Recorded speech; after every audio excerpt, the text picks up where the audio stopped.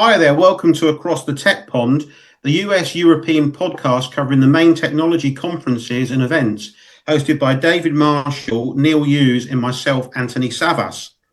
We're all avid technology conference attendees, visiting the shows, big and small, that help set the agenda across the industry. In this regular podcast, we also cover major news events and trends that feed into the shows we cover.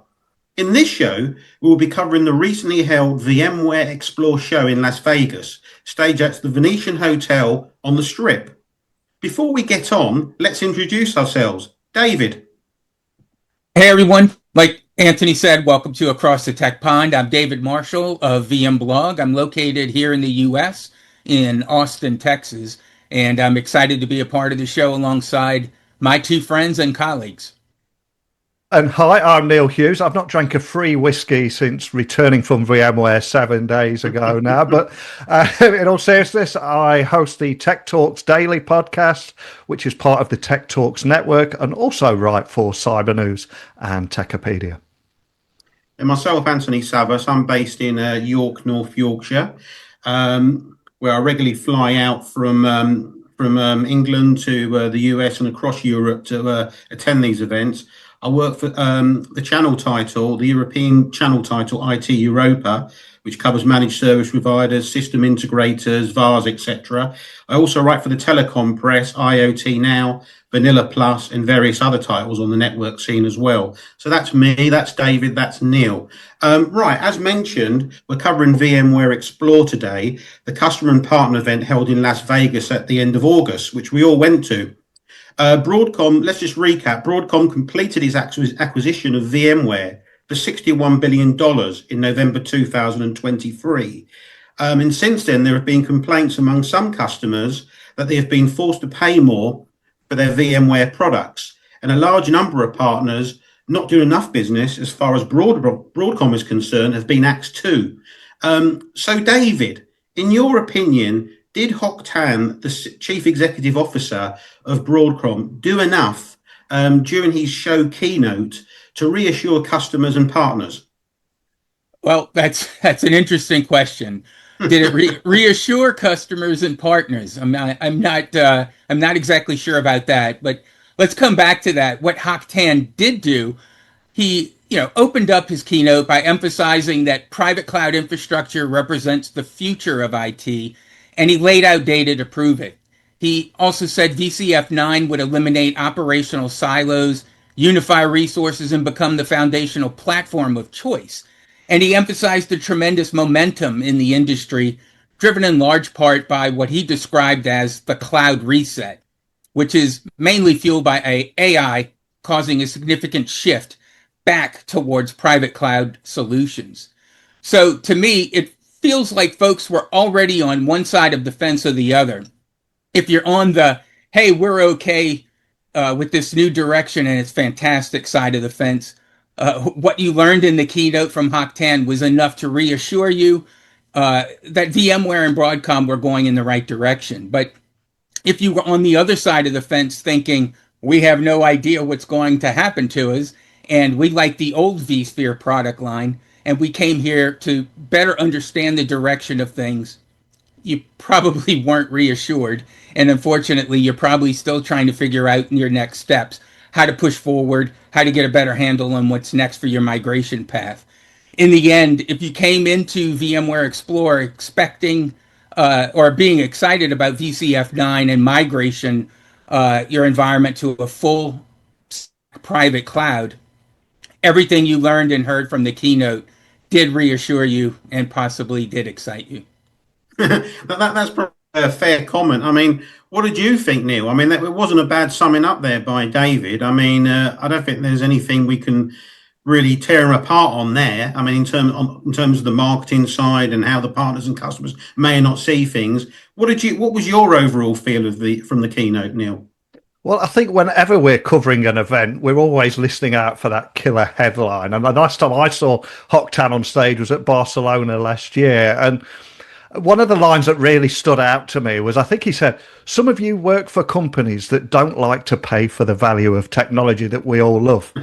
Nevertheless, let's move on. And I think all our jaws it nearly hit the floor. We rapidly wrote it down and thought, there's our story, there's our headline. And then fast forward to June this year, I think he proudly revealed, the stat I remember was 87% of VMware's largest 10,000 accounts have actually renewed their plan, which sounds incredibly impressive. But when you actually zoom out for a moment and see VMware's got, I think, something like 500,000 customers worldwide, I kind of came thinking Broadcom is only interested in those high value accounts. And when we were watching the keynotes in Vegas, I think it was Walmart was wheeled out, Barclays, and it just seemed to confirm that it was those high value accounts again. But no doubt, Hock Tan is a great showman, and he made such a strong case for this long-term vision for the private cloud. But again, that delivery left a few gaps. And I think, yes, the opportunity is real. Enterprises are hitting the wall on public cloud costs, and Broadcom feels like it's on the right path to private cloud, and that's going to surge, of course. But the elephant in the room still is both customers and partners need to feel that they're part of this journey, not just passengers in it. And I think the keynote went part of the way, but there's still much more trust building to be done now. Not bad again, Neil. What I would say, it was quite a short keynote, wasn't it? We maybe it only had to be short because the two of you have taken quite a bit from whatever it was, 7 minutes or whatever it was up there for a CEO. He's not exactly Larry Ellison, is he? He doesn't get up there for like a good hour or so and really give it to you. But I mean, you can tell he's getting the most out of his time. He's definitely being told to sort of like wave his arms up and emphasize everything. So all the shots are there, aren't they? The trade press, the national press, what covered it, the US press, they all had him with his hands up there showing he was in control and he was very assertive. So that's what I took from it. And I don't really have to add much to what you guys have said on that particular point about the keynote. But on the actual the product updates for the services, the actual products themselves, there was a list, and I'm going to quickly read the top lines from VMware so we can refresh ourselves, and then we can expand about how we expand and drill down into how important they were. Now, I'll just list them quickly. Broadcom makes VMware Cloud Foundation an AI active platform and accelerates developer productivity. Good for the developers if that's the case. VMware Cloud Foundation elevates cyber resilience, compliance, and security for the modern private cloud. There was also VMware Tanzu delivers speed and security with AI-ready data and an application platform to drive agentic AI innovation. Quite a mouthful, but that's how it was presented. Broadcom accelerates AI innovation in the modern private cloud with NVIDIA. Broadcom and Canonical expand partnership to optimize VMware Cloud Foundation for modern container and AI workloads. So there was some significant announcements there on the face of it. So Neil, again, I mean, what did you make of all this? Did it do it for you? I think there were so many different announcements, but I think the important thing in anything like this, you've got to zoom out. And I think what stood out to me was that main message and how the conversation has shifted back to private cloud as the central story. And if we go back, 5-6 years, the narrative was all about moving everything to the public cloud, and all companies were rushing to AWS, Azure, and Google Cloud because, hey, the costs look mouth-watering compared to racking and stacking servers in your own data center. But then fast forward today, where are we? Cloud bills have become one of the biggest pain points that CIOs talk about. Then we've got global conflict, data sovereignty concerns, where how safe and secure are your AI workloads? These are all the big talking points now. So for me, that's where VCF 9 felt quite timely, because Broadcom is kind of betting that repatriation to private cloud is only going to accelerate. And I think they're probably right. For smaller firms without a data center footprint, I think public cloud still makes sense because it delivers instant access to your infrastructure, and infrastructure that they just wouldn't be able to build on their own. But again, the mid-size, especially large enterprises, that equation looks slightly different because they already own facilities, they already have operational talent, and they just need predictability. And yes, right now, private cloud, that gives you better security, more control, crucially, more cost transparency, and things like bundled AI services, the Tanzu data lakehouse integration, extend security, stronger development support, etc. I think What VMware's trying to do here is give enterprises the exact same experience they'd expect from AWS or Azure, but with the control and compliance of running it in their own environment. And that's the big shift for VMware. And I think, but the cloud story, I think, will resonate with customers who need bringing AI workloads closer to their data, who need regulatory compliance. And I think it's incredibly hard to guarantee something like that in public environments, especially if you want to maximize resources like GPUs through virtualization. But of course, on the flip side of all of this, the challenge is scale and perception. If you are going to compete with hyperscalers, you need to show that VCF isn't just fit for a few hundred cores, but for thousands. And I think that's why they're pushing hard on all these features that are a matter for developers, not just the infrastructure teams. And I think ultimately they see the battleground and VCF. It feels like the most serious attempt yet to go shoulder to shoulder with AWS and Azure. But whether enterprises will agree on this, or I think it'll all depend on how well they execute this vision over the next 2 years. I think that's the big talking point for me. Excellent. So, David, I mean, with that in mind, I mean, obviously, in the announcement, hinted at a lakehouse offer, AI service bundled into VCF, extended bundled security, more developer support, etc. I mean, and obviously the all-important supporting migration to the private cloud. In addition to what Neil says, what comes to your mind about all this? Yeah, look, to your point, it was a laundry list of announcements. And, from my perspective, this was definitely a comprehensive keynote. But where I kind of land is I personally enjoy the breakdown of a day one, day two keynote. And what Broadcom did was pile, everything into one keynote, which for me took away some of the excitement only because it had to pile in so much too quickly. There was only one day of keynotes. It was quite surprising. Yeah. So, normally with a day one keynote, you'd hear about, maybe day one, the latest and greatest news and announcements. You'd get the CEO on stage. You'd hear the big picture items. You'd get the, the CEO's vision. You'd hear about the major partnerships and customer wins. And then on day two, you'd have a second keynote where you'd get a deeper dive into the technology. You'd get, on-stage demos. You'd get a deeper understanding of how things work and come together. We didn't get that. There was no day two keynote whatsoever. Everything was packed into day one, like I said, in a relatively short period of time. In fact, I'd almost commend Broadcom for sticking to the timeline, which almost nobody ever does, right? They started on time. Each person came out and did their pitch. They finished on time. And, seriously, how often does that happen? Almost never. Yeah. Yeah. We were all kicked out. We were all kicked out of our coffee right on time, weren't we? Exactly. Ultimately, though, I think Broadcom presented a compelling case for VMware Cloud Foundation 9, which is the main goal of the show, right? It was pitched and positioned and as the leading private cloud solution.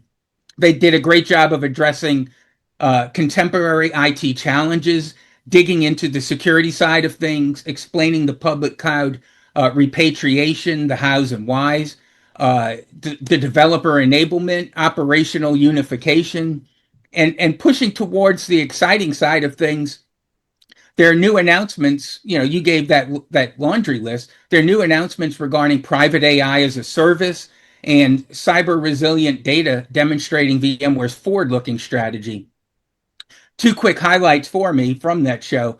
VMware fast-tracking AI workloads with their Canonical partnership. VMware will also benefit from prepackaged drivers for vGPUs, allowing for faster AI infrastructure adoption and a well-established ecosystem of AI workload supports due to that Canonical tight relationship with NVIDIA. And then the other one, the fact that private AI capabilities are being added onto VCF for free comes with. So VMware plans to embed private AI as a standard, no additional cost component of VCF subscriptions.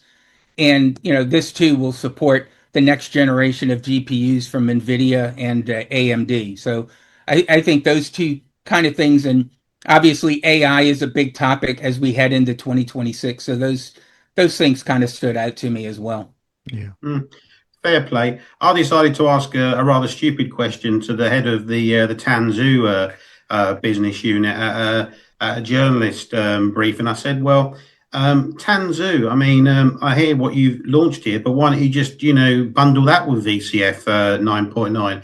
And she said to me, "Well, why would we do that?" And I felt like saying, "Well, you've bundled everything else with it." So obviously, I'm no expert on the actual product list, and obviously that they're doing it because they want to make more money and they've obviously strategically thought, well, we'll make more money by not bundling it. I mean, was that such a stupid question? I know it's a lake house offer, and Tanzu's been around a while, but was it that stupid to ask? Not at all.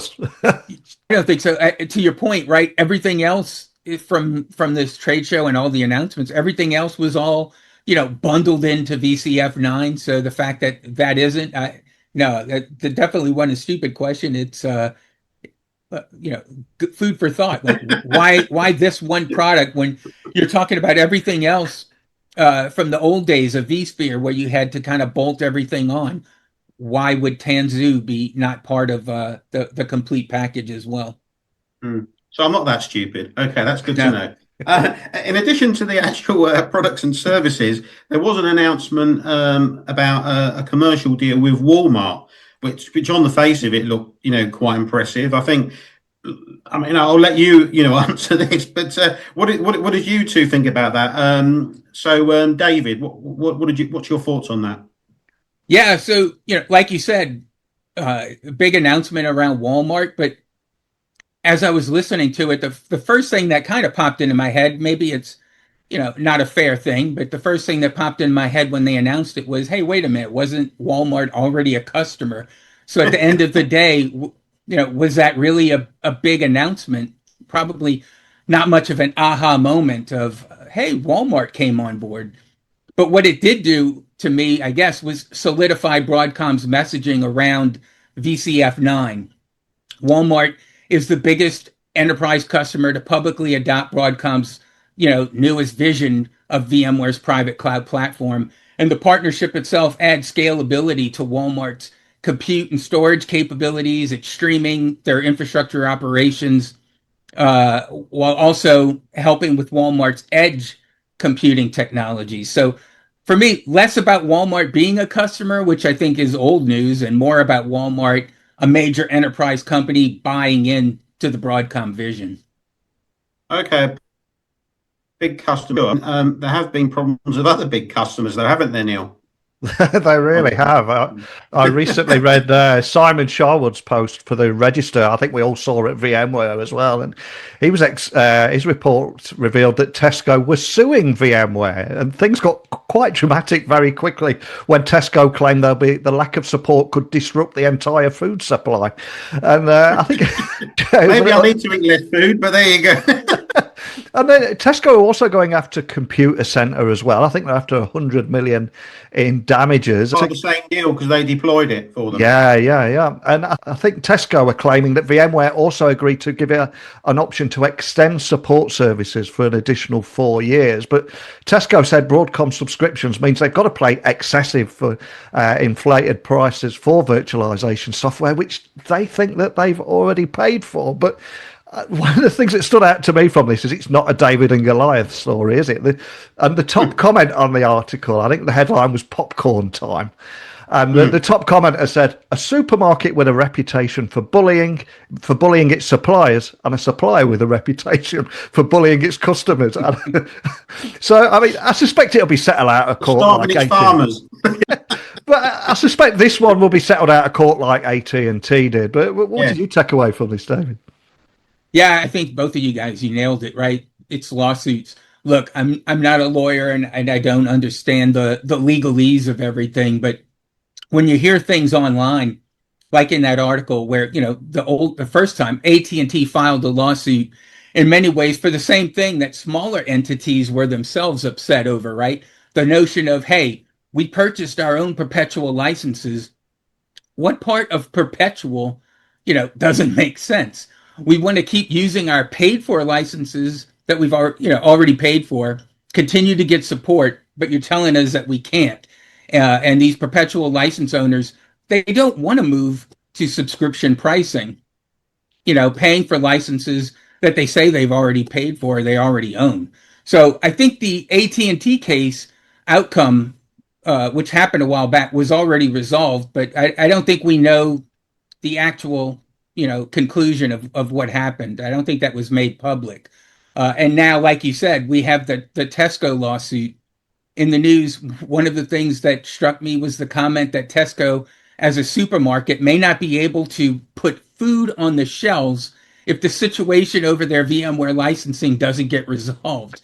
That's a pretty big statement right there, right? Who in their right mind wants to be on the other side of people will starve if they don't get these licenses for their virtualization resolved? So at the end of the day, the argument isn't limited to these two behemoth companies, AT&T and Tesco. It's a problem across the spectrum of VMware customers who purchased perpetual licensing, but not everyone has the lawyers on hand or the money to fight Broadcom like AT&T and Tesco. So what happens to the little people? Don't know. Guess they either have to pay up or move on. I think we've just activated prep mode for Tesco shoppers and Walmart shoppers around the world with our comments today. Toilet paper is running out as we speak. Right.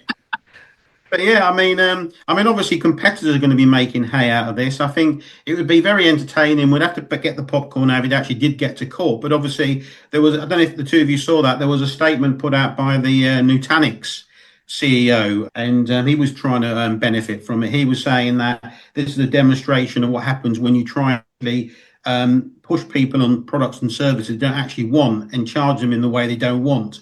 And he was claiming that over the last year, they've signed over 2,700 new customers, and the majority of them all being ex-VMware customers. I mean, we've heard about people moving towards some of the rivals, but still staying with VMware and still paying out because they can't do it. But his specific quote was that they were ex-VMware Broadcom customers. 2,700 of them, most of.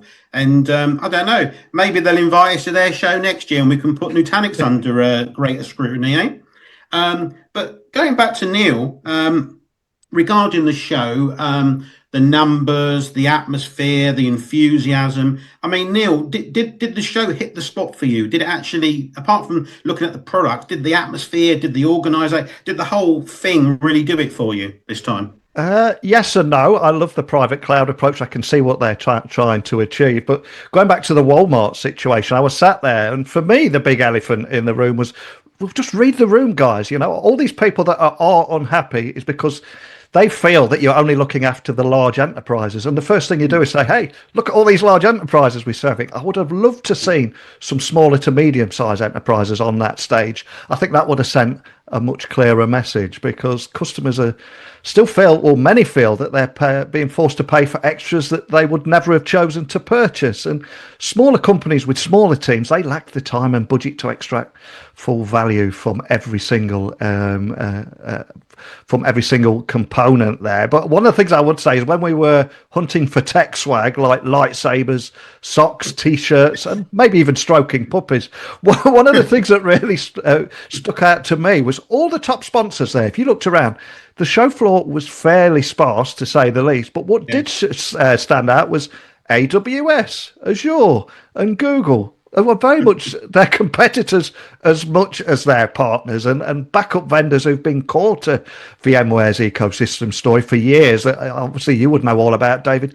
Many of them were missing, and I did find myself thinking, are they doing enough to keep the partner community engaged in this new private cloud-centric strategy? So, yes, on one side they hit the mark, and on the other, there's still a lot of work and trust building to be done. What did you think, David, overall? Yeah, so I've been to every VMworld and every VMware Explore in the US. And while I think this year's event was, it was set up very well, logistics-wise, content-wise, it definitely felt like it was a much smaller event than any other year, except for maybe the very first one back in 2004 in San Diego, the inaugural event where I think it had 1,500 attendees. So following that, the next one was in I think in Las Vegas for 2005, and it grew to 3,500 attendees. So it was quite the leap. And while I've never heard an official count this year, I agree. I heard it was anywhere between 2,500 and 5,000 attendees. But to me, to your point, it seemed like it could have been around that 3,500 mark from matching 2005. And that's a far cry from its heyday. I think it was 2014 in San Francisco. It actually peaked. It had 26,000 attendees. Wow. Yeah. But, hey, like every other year, personally, I had a great time. I enjoyed myself. I learned a lot. I got to see old and make new friends in person at the show. I had great conversations with Broadcom and VMware team members, and I met a few new companies showcasing their technology in the expo. What was it? Broadcom and VMware, who put on the event itself, the team that did the event, did an excellent job. I definitely missed, to Neil's point of things feeling a bit sparse. I definitely missed the end user computing angle of the show that used to be highly prevalent at VMworld. That segment completely disappeared last year. It got sold off. Right, with the sell off to Omnissa. So, with that segment gone, the expo floor was smaller, than last year. And Neil brought it up, but we also missed some of the big names that we're used to seeing at this show. The backup vendors, the Veeams, the Cohesities. We didn't see Red Hat, who usually has a nice size booth, or LG or HPE. I mean, Dell was represented, but HPE wasn't there, and they're normally there. So, and then not to pick at it too much, but where I think it really fell flat this year, besides the number of attendees, which really matters to those people who are sponsoring the show itself, right? The vendors who are paying to be there, was the closing party. I'm sad I didn't get to hang out with you guys for the closing party. You had early flights home, so you missed it. And I realized that we're no longer going to get, in 2025 and beyond, it doesn't look like we're going to get to see the Killers or Imagine Dragons or John Bon Jovi, performing at these shows anymore. I think this one they had a DJ, but the food was suspect, so you guys didn't miss anything there.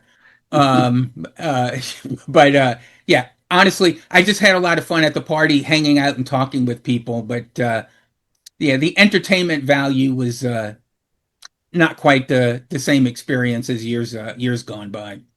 Oh, well, the writing is on the wall for that then. I was given the figure between about 3,000 and 5,000, not officially by VMware marketing press or PR. I heard someone mention that's what they were being told by poking around in the background there, that 3,000 to 5,000. I mean, in terms of VMware, hosting, general type shows. I mean, you have a good point there, because I haven't been to every VMware show in the US by any means, but I've been to Barcelona quite a lot. And when I first went there, I thought this had a taste of like a general IT show. It was seen by me and others as that one of the biggest general IT shows in Europe. The amount of different vendors there, many of them competitors with VMware, having stands at what was then called VMworld in Barcelona. And it was a very good show. You could generally meet other people who weren't involved in VMware and actually get a couple of stories or make a few contacts.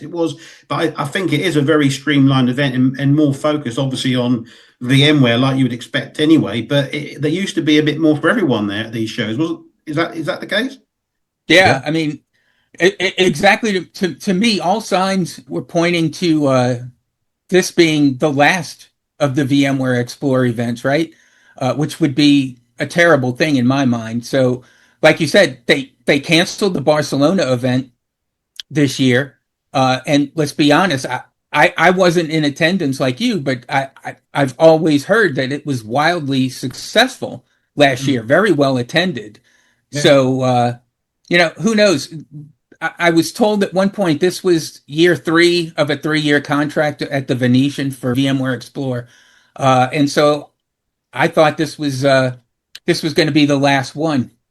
Even during the keynotes, they usually will say an announcement of, hey, next year we're going to be at this event or this place at this time. And none of that happened. The only thing that I did see were 2 small little nits in either I think it was a VMware blog post or on the web page where they said, "Hey, we're going to be back VMware Explore 2026 coming to the end of August back in Vegas." So it sounds like the show itself will be back next year in the US, not in Barcelona. I think that's going to be a thing of the past, but what they may end up doing in EMEA instead of doing a big event in Barcelona, which is what I thought they were going to also do here in the US, was focus on regional, transitory moving around different parts of the country with much smaller events. I think there was a bit of confusion at the VMware end as well. Before I come to you, Neil, because I had a sit down. I think maybe it was you, David, who started the rumor this was going to be the last VMware.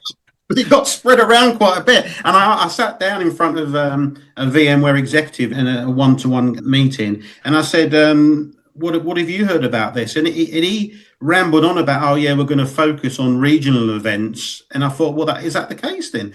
And then the PR next to me said, I don't know if that's the official VMware line by any means. I'll find out for you. I'll get back to you. And of course, they never do with these things, do they? But in the space of hearing that and then leaving Vegas, someone put out, didn't they, on a shared WhatsApp group, a confirmation that there was going to be something in Las Vegas, a VMware Explore happening at the end of August next year, assumingly an international event again. Is that what you picked up, Neil?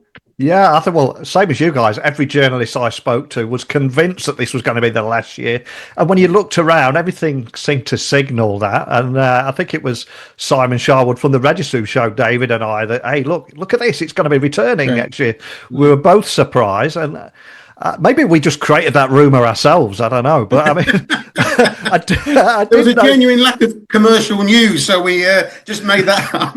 Yeah, and I don't know that it was that I or any of us started the rumor. I think it was just the fact that there was no mention of it, right? Normally you hear something and like both of you, I had conversations with PR, with people from VMware, with other journalists, and no one had a clue except, like Neil said, that right at the end when Simon said something to us. So I don't know. Yeah, and I think if we combine that news, I think Broadcom also put a press release that I know they were going to be saying this because they've got something to sell, but I think it was 92% of IT leaders trust private cloud for security and compliance compared with the concerns of safeguarding data in the public cloud. So my takeaway from that and the events back next year is they need to be executing this vision for a private cloud that we saw this year, and that we need to see a continuation of that next year. So I think for now, at least, VMware Explore is safe, and it seems like the perfect platform to showcase everything and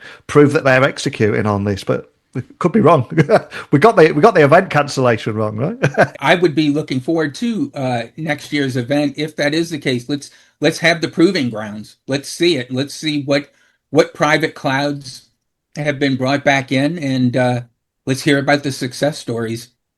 Yeah, I mean, and last to say from me, I mean, I did go to a channel roundup by the hosted by the woman who drives all the VMware programs. And she was saying that basically, in terms of business in their commercial business, the commercial bucket business, that would normally just involve, small companies generating sales for VMware and some mid-market. And she was saying some of those were actually buying into VCF 9.0, particularly the larger mid-market customers, which initially was a bit of a surprise to them. So they haven't given up the ghost in terms of selling VCF 9 to smaller enterprise or smaller businesses. But like you say, the proving ground will be next year when maybe it can line up a few other customers on a panel maybe and actually show us what they've done. They'll probably mention that insurance company, that American insurance company. They were probably mid-market. They'd bought into VCF, hadn't they? Yeah, Yeah. that's right. Let me ask you this, based on what we just talked about, and the fact that we said, the show expo floor was sparse, and the big, huge vendors that were there were, Amazon, Google, and Azure or Microsoft. If it is about private cloud and bringing cloud repatriation and bringing everything back from the cloud, do you think if they have a 2026 edition of the show, are those three cloud hyperscaler companies, are they going to be huge booths again if everybody is bringing it back on premises? Wow. that would be an interesting thing to see, wouldn't it, Neil? It was a controversial moment to end on there, David. Right. A big teaser. We've set the rumour mill off again. Love it. And that's a good point. It probably is a good point to actually finish on. So unfortunately, we're out of time and we're going to say our goodbyes. And just to confirm, we've really appreciated you watching and listening to us across the tech pond. And we'll be doing more soon. And we'd like as much feedback as possible. Where you see this broadcast, please put it out on your socials, help promote it, because we're going to do a lot more of it, because we want to be honest and actually give you a take, particularly for the people who don't make these shows, so we can give you an honest take. So I'm going to say goodbye, and I'll leave you two to say goodbye as well, please, gents. Well, I would just say thanks for watching and listening. And if any of you are listening to this or watching this or going to a tech conference on either side of the tech bond, there's a high probability that one of us is going to be there. So if you see any of us, just pop over, say hello. Maybe we could record something, get you on here, because this is it's a dialogue, not a monologue. I think that's what we want to be doing here and get as much voices or as many voices as we can. Absolutely. So. And finally, I'd be remiss if I didn't throw a quick shout out to the VMware Communities team, the Broadcom VCF business unit, and Broadcom's partner NetApp for an awesome, I wish I had it with me right now, an awesome vExpert branded bomber jacket that they gave away to all the vExperts at VMware Explore this year. So thank you all for that. And then finally, make sure everyone who's watching or listening right now, make sure to check out all of our collective articles that the three of us have written. We've written extensively on VMware Explore 2025. So we'll put links to each of those articles and other podcasts or videos or whatnot. But we'll link all those into the video description so that you have access to that. David, are you going to be wearing that bomber jacket on episode 2? I need to see this. It depends on how low I put the AC on it at home. On the next Nutanix podcast. Yeah, if we're doing it in December where it's 20, 30 degrees, you'll definitely see me wearing it. Goodbye, folks. All right. Take care. Take care. Bye.